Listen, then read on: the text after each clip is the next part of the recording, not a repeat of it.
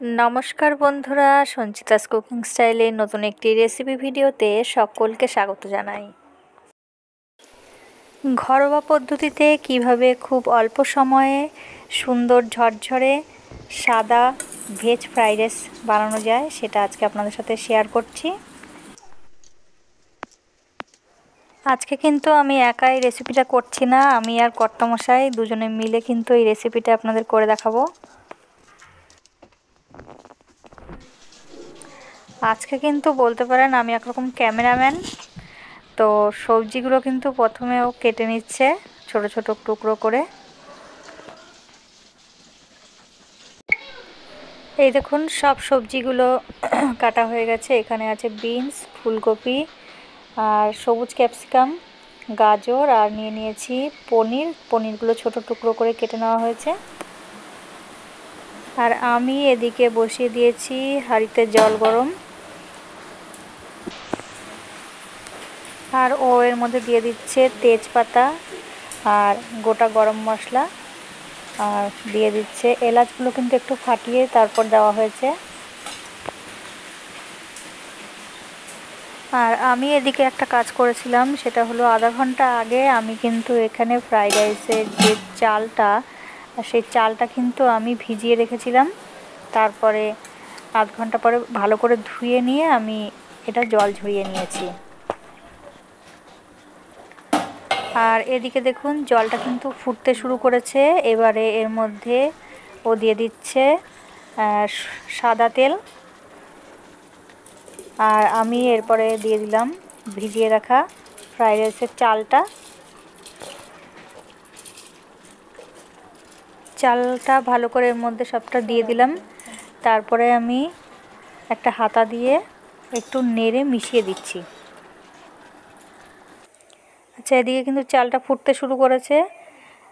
চালটা ফুটতে থাক, তো এদিকে আমরা কিছু সবজি এদিকে ভেজে নেব। এখানে আমি সাদা তেল গরম বসিয়েছি, তার মধ্যে আমি প্রথমে ভেজে নিচ্ছি পনিরগুলো। একটু নুন দিয়ে দিলাম, হলুদের ব্যবহার করছি না। এবারে দিয়ে দিলাম পনিরটা তুলে নিয়ে দিয়ে দিলাম ফুলকপিটাও একটু নুন দিয়ে ভালো করে একটু ভেজে তুলে নেব। আমার এখানে যেহেতু চালের পরিমাণটা কম, তাই আমি এখানে অল্প পরিমাণ সবজি ব্যবহার করেছি। আপনারা যেমন যতটা পরিমাণে করবেন সেই অনুযায়ী সবজিটা ব্যবহার করবেন। ফুলকপিটা তুলে নিয়ে দিয়ে দিয়েছি গাজরটা ভালো করে নুন দিয়ে একটু ভেজে নিচ্ছি। গাজরটা তুলে নিয়ে তারপরে বিনস আর ক্যাপসিকামটা আমি একসাথেই ভেজে নিচ্ছি।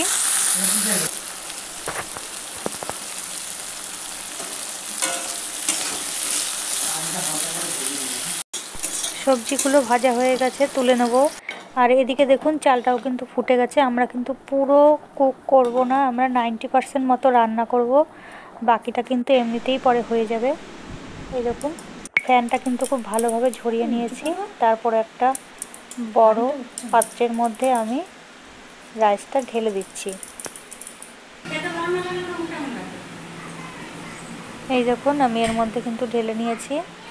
এর মধ্যে মেশাতে ভালো হবে।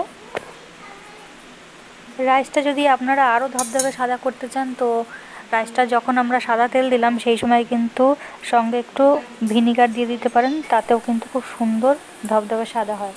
এবারে একটা কড়াই বসিয়ে দিয়েছি, তারপরে এর মধ্যে দিয়ে দিলাম 2 চামচ ঘি। আপনারা এর মধ্যে চাইলে সাদা তেলও অ্যাড করে দিতে পারেন। তারপর এর মধ্যে ভিজিয়ে রাখা কিশমিশ আর কাজুটা আমি একটু ভেজে নিচ্ছি। আমি কিন্তু ঘিয়ের সাথে খুব অল্প পরিমাণে একটু সাদা তেল দিয়েছিলাম, তো সেটা ভিডিওতে দেখাতে গিয়ে স্কিপ হয়ে গেছে। আচ্ছা, এদিকে ঘিয়ের সাথে যে কিশমিশ কাজু বাদাম ভেজেছিলাম পুরো সবটাই কিন্তু এর মধ্যে আমরা দিয়ে দিলাম ঘি সমেত। একটু মিশিয়ে নিচ্ছি। এবারে এক এক করে কিন্তু সমস্ত ভেজে রাখা সবজিগুলো এর মধ্যে দিয়ে দিচ্ছি। আমি এখানে শুধুমাত্র সবুজ ক্যাপসিকামটাই ব্যবহার করেছিলাম। আপনারা চাইলে বিভিন্ন রঙের যে ক্যাপসিকাম পাওয়া যায়, হলুদ, কমলা, তো সেগুলো কিন্তু চাইলে কিন্তু আপনারা ব্যবহার করতে পারেন, তাতে বেশ কালারফুল হয় আর ভালোও লাগে দেখতে। এবারে দিয়ে দিচ্ছি একটু স্বাদ মতো নুন।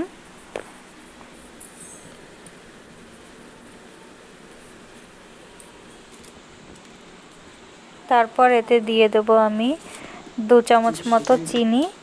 চিনিটা যারা যেরকম মিষ্টি পছন্দ করেন সেই অনুযায়ী দিয়ে দেবেন।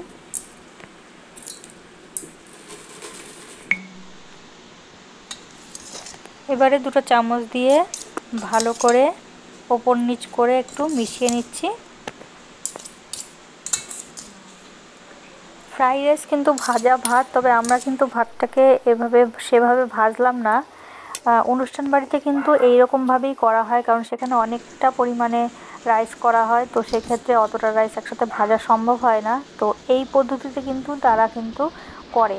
তো এভাবে একবার করে খেয়ে দেখবেন, ভীষণই ভালো লাগে খেতে। কেমন লাগলো রেসিপিটা কমেন্টে অবশ্যই জানান।